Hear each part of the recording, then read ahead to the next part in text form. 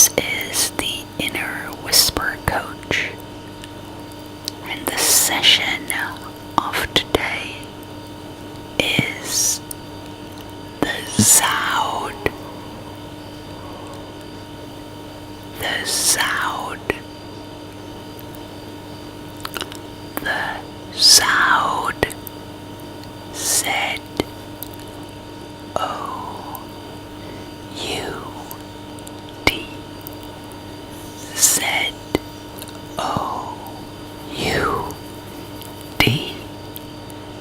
The ZOUD.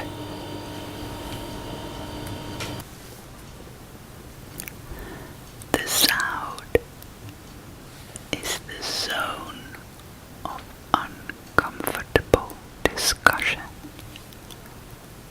That is the territory of today's session that you're going to hover over. There you go, over the zone of uncomfortable discussion.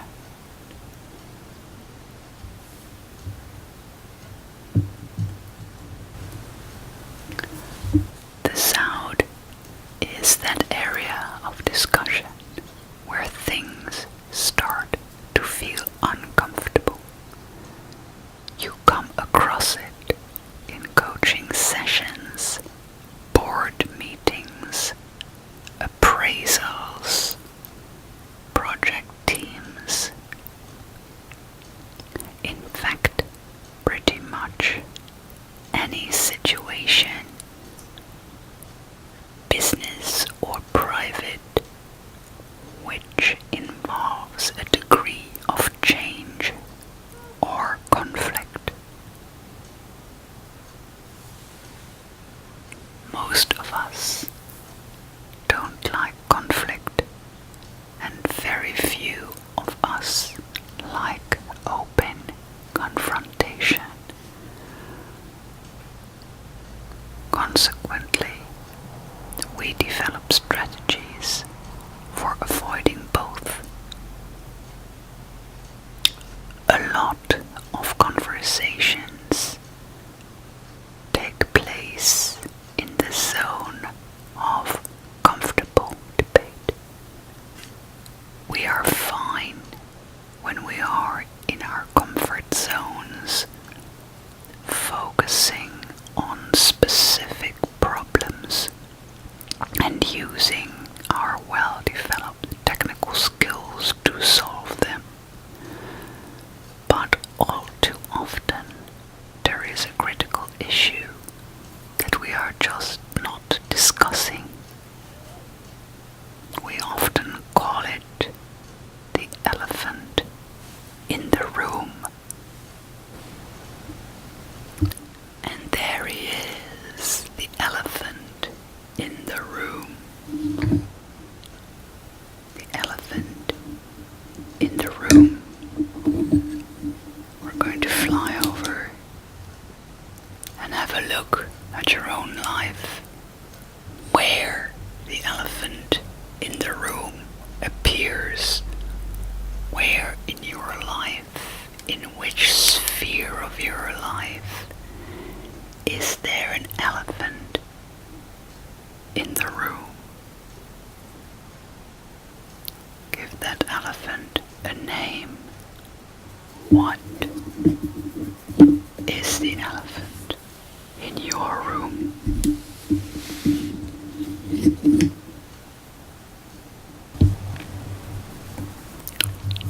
Take your time to think about situations in your daily life where this awkward moment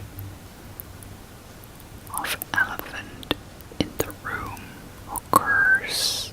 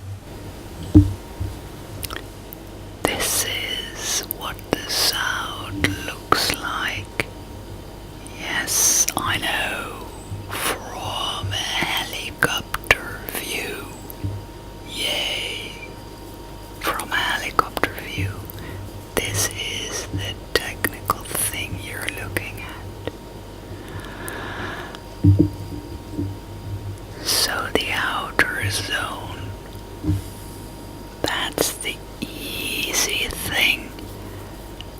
No stress there, everybody agrees with each other. No problem.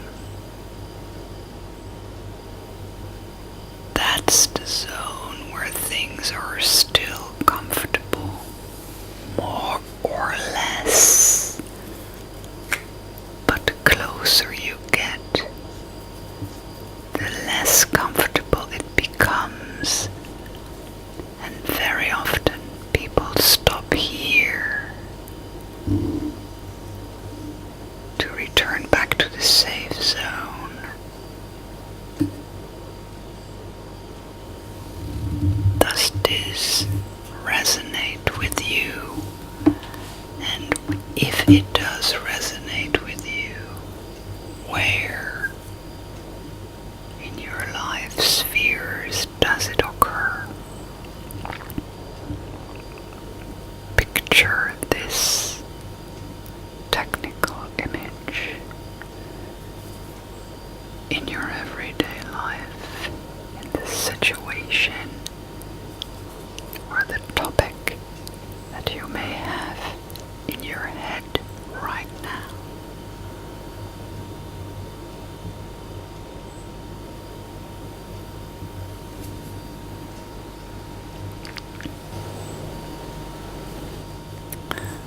So when we start to discuss the issue with capital letters, or get close to discussing it, the atmosphere becomes more tense and uncomfortable. That means that we move closer towards the ZOUD and into the ZOUD.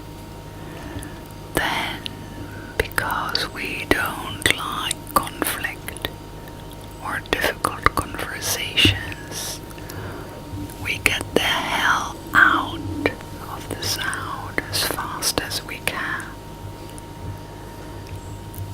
Each of us has our own strategy for doing this. We change the subject, sometimes subtly, by saying, "I'd like to build on what you said," and then talking about something completely different.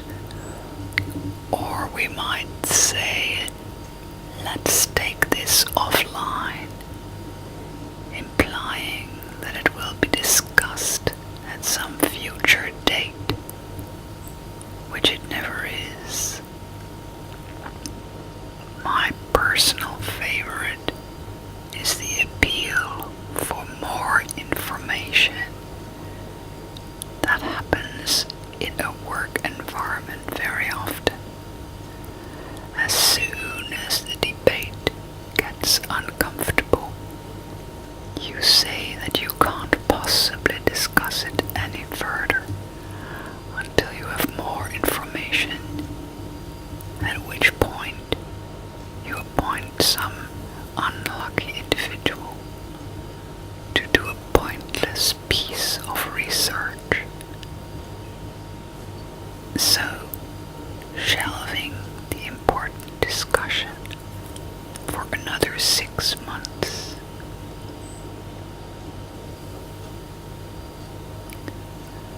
I once worked with a chairman who had ZOUD avoidance strategies down to a fine art.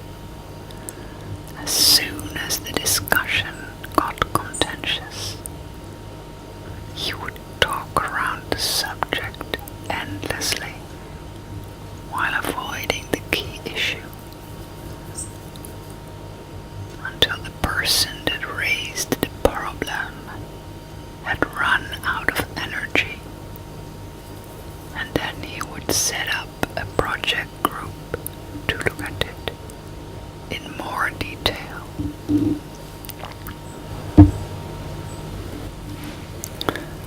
Sometimes a team will collude in avoiding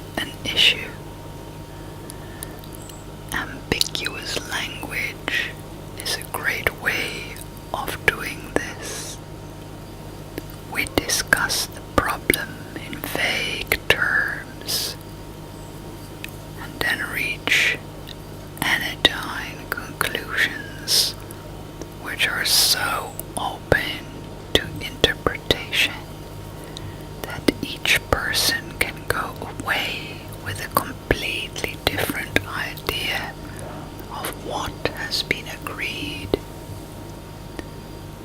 That's why the outputs from management team away days are often so vapid and meaningless. The most fascinating thing about our ZOUD avoiding strategies is that deep down we know we are doing it.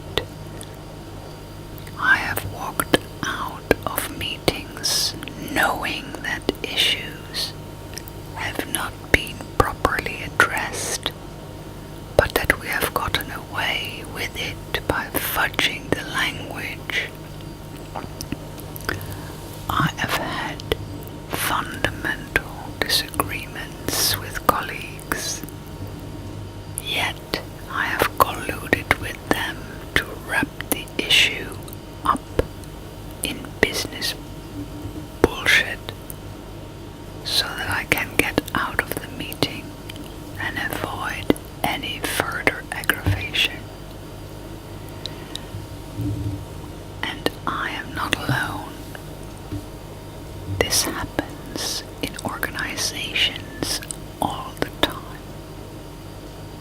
We get into the sound, and the closer we get to the heart of the matter, the hotter it gets, the more uncomfortable it gets, and the more we all want to run away.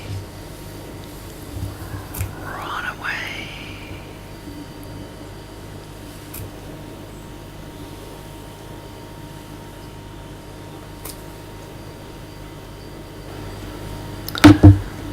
The trouble is, the issues themselves don't go away.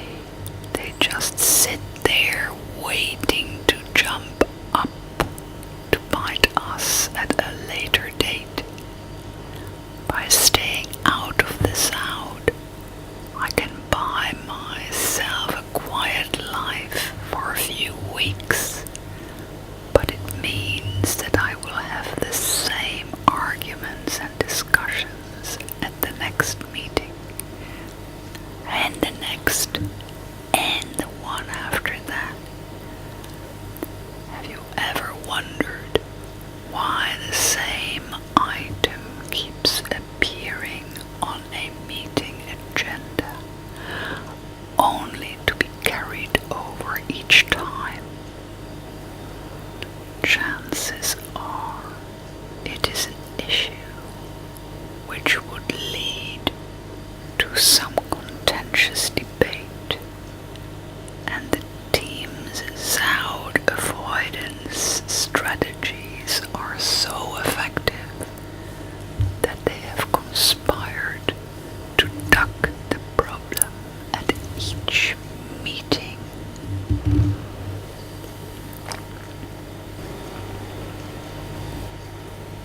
But those people, brave enough to stay in the ZOUD and stick with all the discomfort that goes with it, can achieve some great results. Sometimes it's that question that everybody has been thinking about, but no one dares to ask. That's what could get to the root of the problem. Asking uncomfortable and awkward questions is always a risk. You might piss someone off and damage your relationship with them. In extreme circumstances, you might get fired. In my experience, though, you usually don't. most of the time, people thank you for clearing the air, challenging their thinking, and getting the important issues out on the table. I once worked with a group of directors in an organization that valued loyalty very highly. The team talked around various issues for a whole day, but every time a couple of business units were mentioned, the level of tension rose. Then someone would make a joke or change the subject and talk about something else. This went on for a while, but during the course of the day, it transpired that there were problems in these areas, both of which were led by long-standing senior managers who many of the directors had known for years. Eventually, I realized that I was going to have to say what no one else would. In such a close-knit organization, it was risky to suggest it. But eventually I said, "It sounds like these guys need to be managed out of the company." Bang! "Exactly," cried one, as he banged his hand on the table. "I've thought that for a while," said another. At last, we'd made it through the ZOUD and reached the subject we really needed to talk about. There. Being able to operate in the ZOUD is crucial for anyone who is managing in a rapidly changing business environment, but it is equally as important in private life and in each and every sphere of life.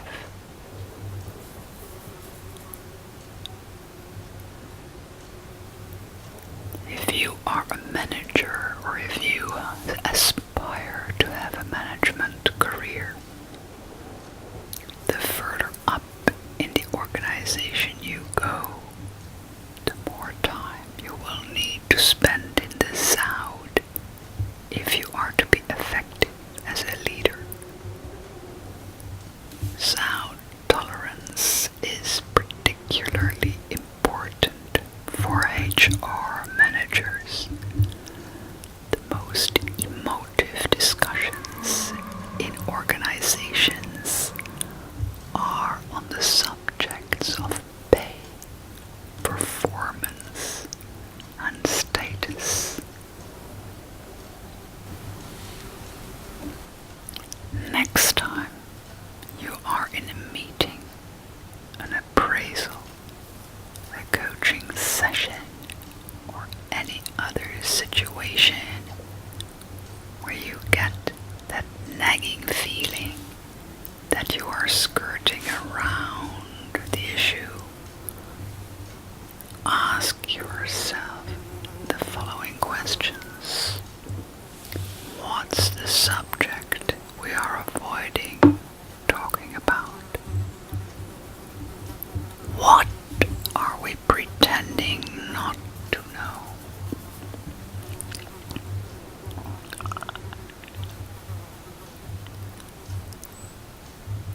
In too many management meetings, we don't do these things. We avoid the important subject and pretend we don't know stuff.